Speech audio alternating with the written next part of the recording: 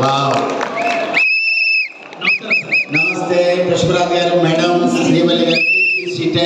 Pushpa from Pushparaj. ఓ పుష్పరాజ్ గారు పుష్ప ఇచ్చారు. Pushpa for Pushpa. Wow, super madam, super. చాలా సంతోషం షోకి వచ్చినందుకు. మీరు 10 లక్షల రూపాయలు గెలుచుకోవాలని కోరుకుంటున్నాను. పుష్పరాజ్ గారు, అదేంటి సార్ కాలు మీద కాలు వేసుకున్నారు? ఈ కాలు నాదే, ఈ కాలు నాదే. నా కాలు మీద నేను వేసుకుంటే నీకే నొప్పి? ఎవరికి నొప్పి అండి?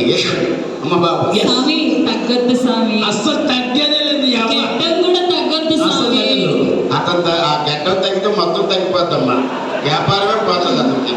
సార్ మీరు రిలాక్స్డ్గా ఉండండి. మేడం మీరు రిలాక్స్ ఉండండి. మీ మొట్టమొదటి ప్రశ్న అడుక్కో. అడుక్కో కాదు సార్, అడగండి. అడుగుబాయ్. ఉండేదే బాగున్నట్టుంది. మీ మొట్టమొదటి ప్రశ్న, మీది లవ్ మ్యారేజా అరేంజ్డ్ మ్యారేజా? రెండుతో మరి సహజం అంటే డేటింగ్ ఏమే.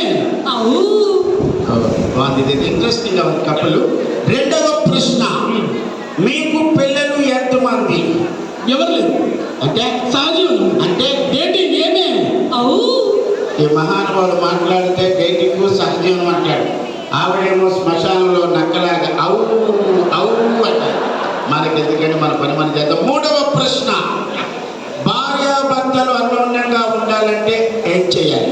అది భార్య పడతారు. మరి మీరు సహజం అంటే అవు లాస్ట్ అండ్ ఫైనల్, మీ ఇంట్లో మీ హవా నడుస్తుందా, శ్రీవల్లి గారి హవా నడుస్తుందా?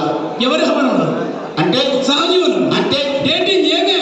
అవు ఇక మీరు జావు జావు కప్పిస్తున్నారు. కప్పు మీలాంటి వాళ్ళకి ఎవరు పద్ధతిగా పెళ్లి చేసుకుని డేటింగ్ బ్యాచ్లు లేదు.